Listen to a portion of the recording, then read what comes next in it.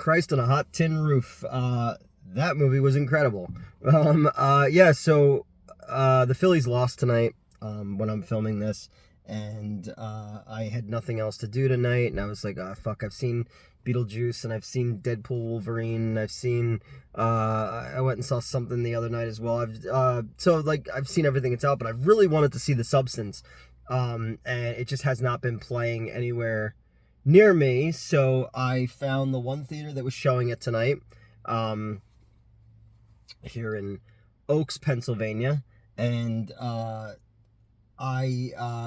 so if you go to our Patreon, I'll post what I started filming and I stopped because it got way too real and way too fucked up and truthful about some people who I used to work with, because I have not been over in this parking lot since 3 years ago. Too many games, the worst night of my entire life when I had my complete and total nervous breakdown. So I filmed the lead into this, and then I stopped and I went, nope. So if you sign up for our Patreon, you can hear that story. But instead, what we'll do here is we'll talk about this movie. I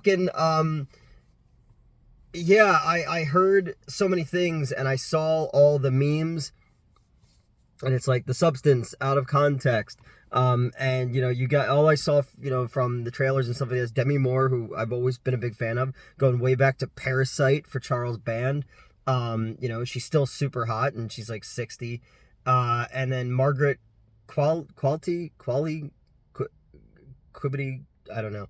She's from The Nice Guys, with Ryan Gosling and Russell Crowe, which is insanely underappreciated. That movie's incredible. And Kinds of Kindness. I knew her from Once Upon a Time in Hollywood. She was the lead Manson girl who Brad Pitt takes back to Spawn Ranch.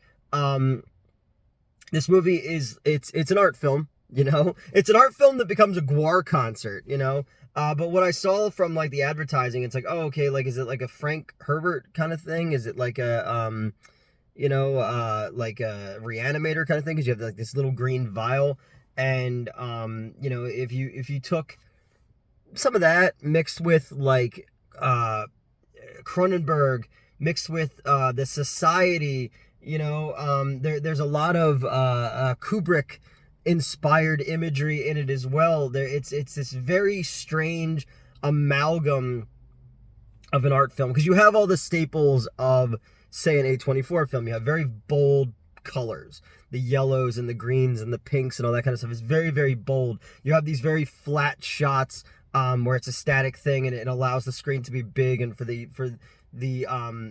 to focus on the thing that the director wants. It has all the trappings of the art house, the art house auteur in it. But then it has like this fucked up Cronenbergian body horror shit in it.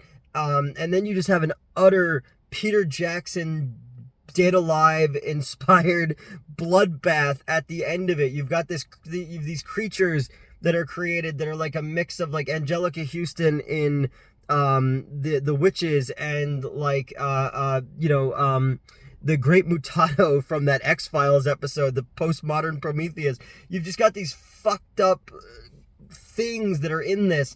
And it's Elizabeth Sparkle is Demi Moore's character, and she's aging out of the exercise show that she does, and Dennis Quaid is like the head of the company, and he basically exemplifies like the male gaze. And it's kind of funny that you have him as this like sleazy, flamboyant, over the top character in this one, and then you have him in Reagan at the exact same time. These two movies could not be more counter to each other, but him as Ronald Reagan almost is like a subpar like SNL skit, whereas in this one he was just playing this like flamboyant character, and there's just all these weird fucking angles of like, when he's like eating the shrimp and shit like that, he's licking his fingers, and we have all of this interesting rack focus and shallow focus and angles and sound design. It's just all so uneven, but uneven in a good way, because it is an attack on the senses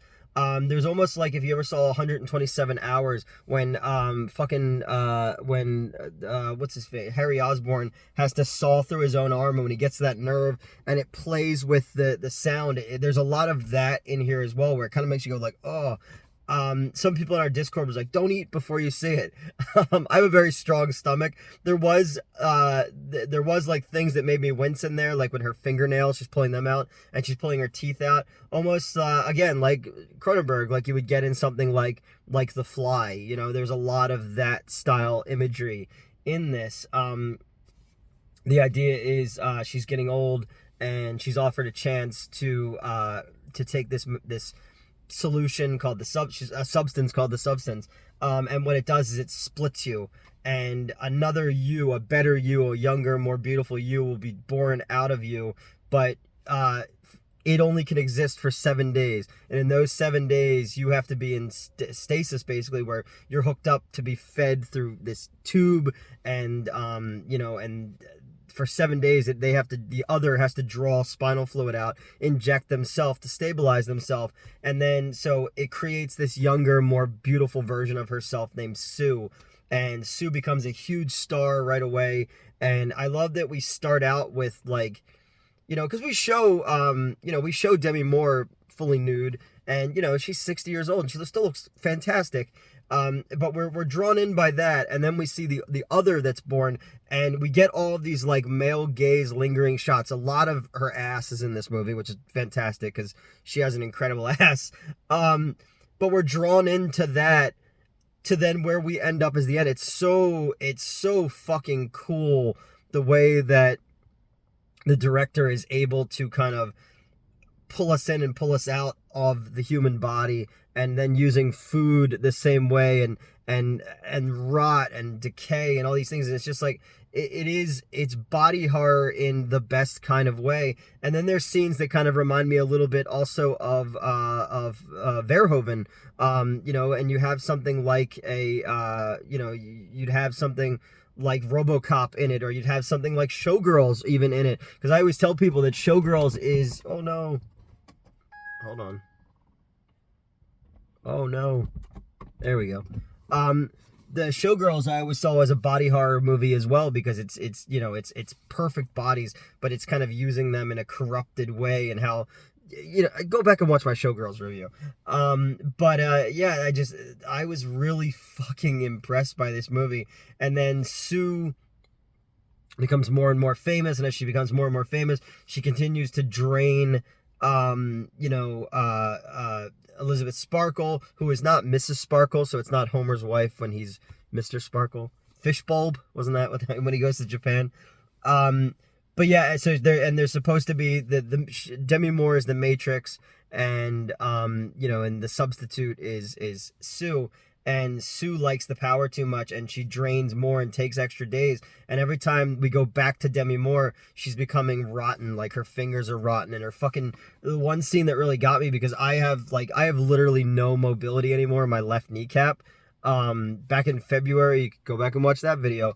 I tried to do a kick on an uneven floor, and my knee went that way. So it hurt for a really long time. It's hindered. And it was getting a little bit better, and then last Saturday, I don't know when I'm putting this up, but last Saturday, I fell off a ladder, and I fell onto my knee, and my leg went over it, and I was in absolute pain. Go watch the Joker review. I talk about it in that, but I've been kind of like, I've been limping around. I've been trying to kind of keep it moving so that I can get around on it, because I got to move a lot at work, and when we're filming as well. But there's a scene where, like, she wakes up and her kneecap is essentially like calcified, and she has to like bend it forward, like, roughly, and the sound that it makes, and then cutting back between Demi Moore and this makeup where she's old and decrepit, it's really fucked up.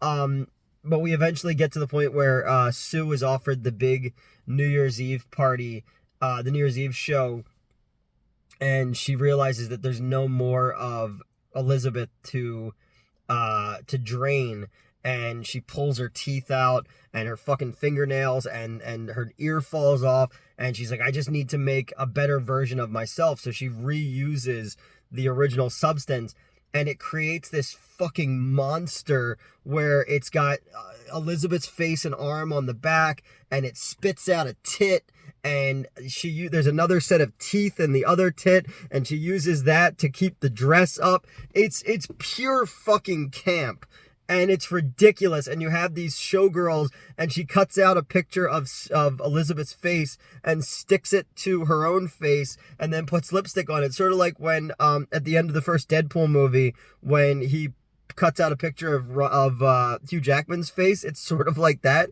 But this movie kind of reminds me of two Tales from the Crypt episodes. There's the one where Arnold Schwarzenegger is in the narration, or in the wraparound segment. But it's William Hickey is in it, and he's this old man, and he's in love with John Travolta's wife, who passed away in real life. And she's like, he has all this money, and he keeps going to this doctor who's replacing parts of his body with this like big, muscular, like handsome guy. And every time he goes back, he has to get something new. And in the end, he's got all the things, but he has no money. So she falls in love with the version of him that he got all the parts from, which is just him. So they just swap places. That's a great fucking episode. And then it also reminds me of the one with Leah Thompson, where she's a prostitute who has her face cast by a pawn shop owner. She falls in love with this guy, falls in love with her, and she's out of prostitution, she's living the good life. And then she starts to age, and she wants to get her the cast of her face back. It's like a Dorian Gray kind of thing. And then when she's all fucking aged up, she drops the plaster cast, so it breaks, so she can never go back. And now she's stuck living that way. So those two kind of remind me of this a little bit. But I'm just so impressed by this movie, especially the utter bloodbath at the end, where on live television she's just spraying blood from all these different orifices on her body, all over Randy Quaid, all over showgirls. There's just shots that of like a static shot of just nice breast and blood sprays on it, or like a beautiful like ass of like a showgirl and blood sprays on it. And then there's like a little girl in the audience who's crying as her mother's holding her, as they're being sprayed with blood, and she's spinning around in a circle spraying blood. And I was like, okay, this is fucking fantastic. And yes, there is the subtext of what this movie is about what women aging will go through in order to because there's a beautiful scene in the movie when someone who Demi Moore's character knew when they were in like high school was like, oh, you're still the prettiest girl in the world, and he's just this like regular guy, and he asks her out, and after she had already gone back into her body from having Sue out there, she calls him, and she's like, yeah, let's meet up. And she wants something for herself, because every time she gives herself up to Sue takes a piece of her.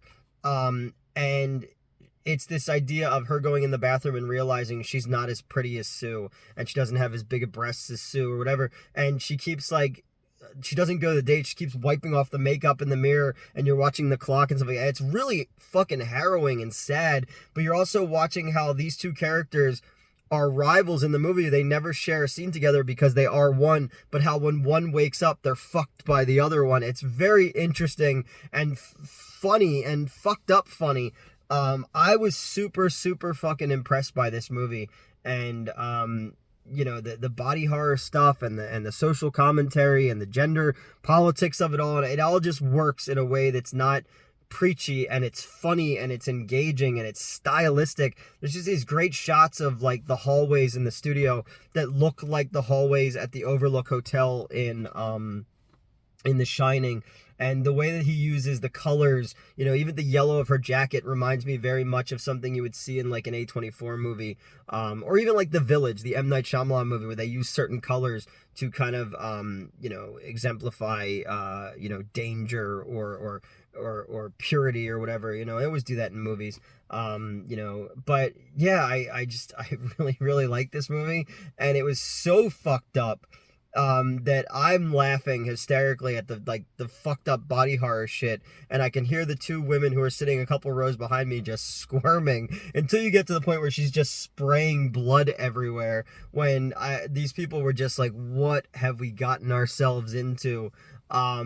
Yeah, it's fucked up and it's funny, and I know I'm late to the party on it, man, but the substance was absolutely fucking incredible. And yeah, you don't see movies like this very often. Again, it's this art house movie that takes these weird turns into trauma world, and that's not something I expected from the advertising of this. So yeah, if you want to see a weird, fucked up, trauma inspired art house Guar concert, it's this, man. It's the substance. So yeah, check it out and go to the Patreon.